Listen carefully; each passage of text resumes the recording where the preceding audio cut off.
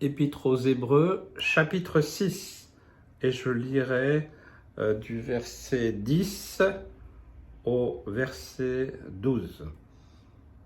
Car Dieu n'est pas injuste pour oublier votre travail et l'amour que vous avez montré pour son nom, ayant rendu et rendant encore des services aux saints. Nous désirons que chacun de vous montre le même zèle pour conserver jusqu'à la fin une pleine espérance, en sorte que vous ne vous relâchiez point et que vous imitiez celui qui, par la foi et la persévérance, hérite des promesses. Dieu n'est pas injuste. Dieu est juste. Est-ce que tu le crois? Peut-être que tu vis des injustices. Peut-être que tu es dans l'injustice. Peut-être que tu es injuste toi-même vis-à-vis des autres ou de certaines situations. Mais tu dois comprendre, accepter, Dieu n'est pas injuste. Dieu est juste. Dieu est juste, je voudrais vraiment l'affirmer. C'est aussi une vérité biblique qu'il nous faut acquérir, je dirais, intégrer dans notre vie de tous les jours. Dieu est juste. Des fois on dit, oui, j'ai fait ceci, j'ai fait cela, j'ai pas eu de reconnaissance. Vous savez, ceux qui quittent les églises, ou parce qu'ils voulaient des titres, des places, et puis qu'ils les ont pas eu, ou alors qu'ils n'ont pas été bien accueillis, on n'a pas reconnu leurs dons, leurs talents. Alors ils sont aigris, ils quittent l'église, ils recommencent ailleurs, et puis des fois ça recommence, puis ils quittent, c'est ça. Ils sont aigris. Ils disent ouais, de toute façon, personne ne voit mon travail, mon amour, ma disponibilité. Si tu l'as fait pour les hommes, c'est normal que tu sois aigri, parce que tu seras toujours déçu vis-à-vis des hommes, toujours. Toujours, moi je le dis toujours à ceux qui sont dans la communauté, si vous regardez à moi, vous serez déçus un jour ou l'autre. Un jour il y aura un truc qui ne vous plaira pas, un jour peut-être j'oublierai de vous dire bonjour, un jour vous penserez ceci ou cela. Je ne suis qu'un homme, je suis limité. Mais si votre idée de la justice, c'est pas par rapport à vous, mais c'est par rapport à Dieu, vous connaissez qu'est-ce que la justice de Dieu, qu'est-ce qu'il aime, qu'est-ce qu'il n'aime pas, comment discerner, alors votre condition est différente, vous ne serez jamais déçu, parce que vous n'attendez pas aux hommes. Vous n'attendez pas aux hommes pour pousser des coudes, pour avoir des places, pour qu'on reconnaisse les dons, les talents que Dieu vous a donnés. Non, ça va se faire naturellement. Peut-être que ça va vous sembler long. Moïse, il avait 80 ans. Hein. Il dira, ah ben non, quand même. Ben oui, si. Avant, il a vécu différentes expériences. Hein.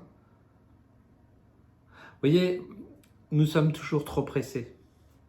Et nos regards sont, par rapport à la justice, tout ce qu'on ne fait pas à moi, c'est de l'injustice. Certains vivent leur vie chrétienne comme ça. Quelle tristesse! Ils sont toujours déçus. Ils sont toujours aigris, ils sont toujours pas contents, ils sont toujours à se plaindre, à se lamenter. Et souvent, ce sont des personnes qui vont créer des rumeurs, des divisions. Parce que la notion de justice, pour eux, c'est vis-à-vis d'eux-mêmes. Ah, il ne voit pas, il ne sait pas, il ne comprend pas, tout ça. Dieu est Dieu. Je dis toujours à ceux qui veulent servir, soyez simplement disponibles. Soyez disponibles. Voilà, moi, je ne suis pas Dieu. Je peux faire des erreurs, peut-être certains ont des dons, des talents qui sont cachés, ok, mais si Dieu ne les révèle pas et que ça ne se met pas en place, est-ce que j'ai une responsabilité? Peut-être, mais personnellement, dans le fond, je ne crois pas. Parce que Dieu est Dieu. Et quand Dieu veut utiliser quelqu'un, il ne va pas s'arrêter même pas à des ministères, des églises, de ceci, cela. Il est Dieu. Si nous sommes dans la justice de Dieu, on ne sera jamais déçus. On sera peut-être attristé, mais dans ça, c'est entre notre relation avec Dieu. Seigneur, je veux tellement te servir. Retenez ça. Soyez toujours disponible. Vous voulez servir? Soyez des serviteurs. Hein, quand j'étais jeune, je voulais être missionnaire. Parce que mes parents étaient missionnaires, j'avais vécu en Afrique. Et j'avais été voir, j'aimais, vous savez, quand vous voulez être missionnaire, eh bien, moi j'avais le désir de toujours côtoyer les missionnaires. Parce que je voulais les voir, qu'ils me racontent toutes leurs histoires. J'étais passionné, hein, tant jeune. Je suis toujours passionné par la mission. Mais je voulais être à leur écoute, leur parler. Eh bien, un jour, j'ai demandé à un missionnaire, je lui ai dit, écoute, moi je veux être missionnaire, qu'est-ce que je dois faire? Ben, sois déjà un missionnaire, prépare-toi comme si demain tu partais en mission. Voilà, apprendre ceci, cela, ça peut être utile, tout ça. Et peut-être je le dis aux jeunes, tu veux être missionnaire. Ok, peut-être apprends, si Dieu t'a donné le don pour les études, pour apprendre la médecine, pour apprendre la logistique, pour apprendre la maçonnerie, peu importe. Tout, voilà, vas-y, commence à servir, tu es déjà missionnaire. Dans ton esprit, dans ton cœur, c'est ce que Dieu t'a donné, ben vas-y, commence. Voilà. Ah non, mais le pasteur, il me reconnaît pas, et puis il veut pas que ceci et cela. Évidemment, tu vas passer ta vie à te plaindre, à gémir, à être dans le regret et à accuser des hommes. Alors que le problème, il vient pas des autres, il vient de toi. Tu as une mauvaise compréhension de la justice de Dieu, du fonctionnement du royaume de Dieu, comment Dieu agit, comment il interagit avec nous. Vous savez, moi je n'ai jamais voulu être pasteur. J'ai plutôt même fui. Parce que mon père a été pasteur et j'ai vu comment il a souffert avec ma mère. Bien souvent, je les voyais pleurer. Ils ont vécu des choses difficiles, des trahisons, des visions, des choses difficiles. Et mes parents aimaient tellement le Seigneur et tellement les gens, ils en ont souffert. J'ai dit, oh, non, c'est bon, ça va. Hein. Bon. Donc j'ai voulu faire carrière, j'ai fait carrière. Comme à un moment, j'ai pas pu être missionnaire, ça m'avait un peu frustré. Et puis du coup, j'ai décidé de faire carrière dans l'industrie, voilà, peu importe. Je me suis dit, je vais passer des bons moments et je ne regrette pas. Mais un jour, Dieu m'a saisi, m'a attrapé, il m'a dit, oh, moi je t'ai appelé déjà depuis le ventre de ta mère. Seigneur, je ne suis pas capable, j'ai la bouche embarrassée, qu'est-ce que je vais faire moi? Voilà. Quand c'est le moment de Dieu, il peut t'attraper à n'importe quel moment. Mais si toi tu veux jouer des coudes, évidemment tu vas. C'est pour ça que des fois peut-être dans certains endroits, dans certains pays, dans certaines assemblées, on a des fonctionnaires. Ils n'ont pas vraiment reçu, c'est de père en fils, ou alors c'est un métier. Je ne porte pas de jugement, j'accuse pas. Je dis juste que je préfère quand c'est Dieu qui fait. Je préfère quand... J'ai fait l'école biblique il y a des années, mais j'ai fait l'école du Saint-Esprit. La parole de Dieu, je ne suis peut-être pas capable de vous citer des centaines de versets bibliques avec les références, et ça je pense que c'est important aux jeunes de le faire, mais sa parole, elle est imprimée en moi. Elle est en moi, elle vit en moi. Chaque verset vit en moi. Peut-être je le dis d'une manière peut-être qui vous paraît orgueilleuse, je m'en excuse. En toute simplicité, c'est comme ça que je vois. C'est pour ça que ça vit en moi. C'est sa parole qui est vivante en moi. Wow. Et quand, suivant les temps, les circonstances, les événements, les personnes, les situations, eh bien, sa parole elle vient, voilà.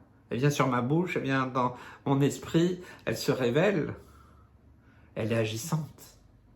Et c'est formidable de vivre une vie comme ça. Et pourtant, je suis loin, très loin d'être parfait. Alors peut-être si vous avez plus de mémoire, plus d'intelligence, eh Dieu va vous donner plus que moi et je ne serai pas jaloux. Vous voyez, la vie avec Christ, ce n'est pas une vie de compétition, d'être premier, d'être mieux. Non, c'est de vivre pleinement ce que Dieu a prévu pour chacun de nous. Voilà, ça c'est important. C'est important que nous puissions le comprendre. Nous désirons que chacun de vous montre le même zèle, verset 11. Le même zèle, toujours le même zèle. Est-ce que tu as le zèle du jour où Jésus s'est révélé à toi? Garde l'espérance. afin que tu ne te relâches pas. Peut-être que tu t'es relâché. Peut-être que tu es tombé dans le piège de ouais, personne ne m'aime, on ne me reconnaît pas, je vais quitter l'église, je vais faire. T'as rien compris? Maintenant, je pense que tu as compris. Quand Dieu a décidé que c'était le moment, hein, que tu aies 20 ans, 30, 50, 60, 80 ans, eh bien c'est le moment de Dieu pour toi. Certains dans la Bible, on voit, il n'y a qu'une expérience, il y a quelques pages, quelques bribes d'informations, mais ils étaient là au temps où Dieu avait décidé, que Dieu avait choisi, et c'est suffisant des fois pour la vie. Je vous raconte ce témoignage de ce prédicateur aux États-Unis qui euh, prêchait toujours le même message. Et puis quand il voulait prêcher, il a fait une campagne d'évangélisation, et il voulait changer de message, et le Seigneur, non, non, non, tu changes pas le message. Alors les gens étaient peu nombreux à venir, puis ceux qui revenaient, ils disaient, ah, il recommence, c'est bon là.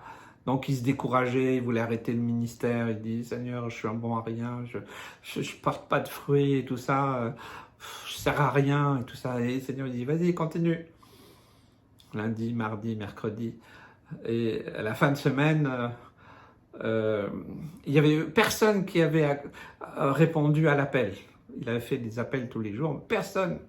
Le dernier jour, là, il dit, Seigneur, écoute, là maintenant c'est la dernière. Je finis, puis après, je fais autre chose. Hein. Je vais aller vendre des cacahuètes parce que ça sert à rien, je porte pas de fruits. Et ce dernier soir, il a quand même obéi et il a fait un appel.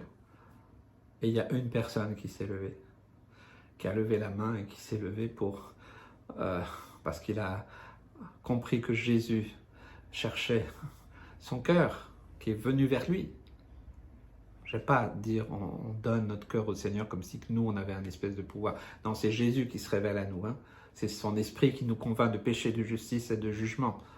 Sinon, il y a cette pensée égoïste ou orgueilleuse que nous on pourrait choisir le salut. Non, il nous a prédestinés dans son amour.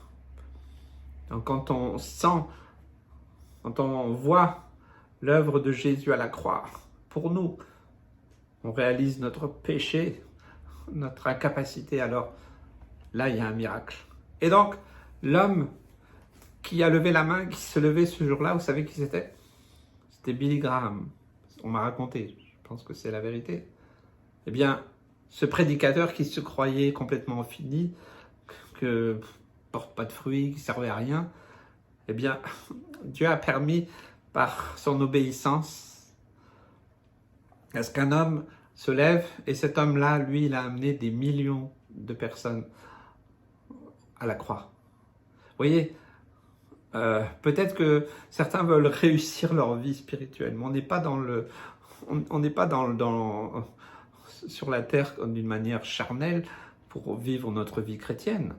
Nous sommes là pour accomplir le plan de Dieu, pour travailler pour le royaume de Dieu. Tant qu'on ne comprend pas ça, alors on est des égoïstes et des orgueilleux. On veut travailler pour nous-mêmes, on veut être vu, connu et reconnu. Tout ça, ça mène nulle part. Mais si tu fais ce que Dieu t'a demandé, dans l'obéissance, des fois dans les pleurs.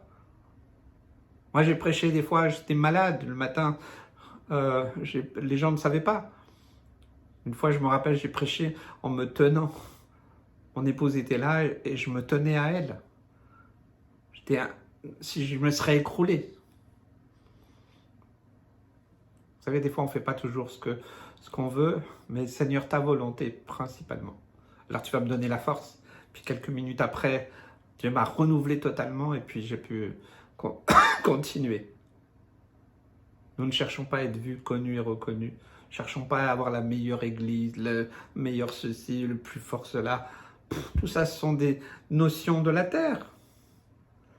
Les notions du royaume sont totalement différentes. Nous travaillons pour le royaume de Dieu. Nous obéissons à sa parole. Donc peut-être qu'il y a des choses qui doivent changer dans ta vie. Hein? Qu'est-ce que tu désires? Peut-être que tu t'es relâché. C'est peut-être important, voilà, d'imiter ceux qui, par la foi, nous ont laissé vraiment beaucoup d'exemples.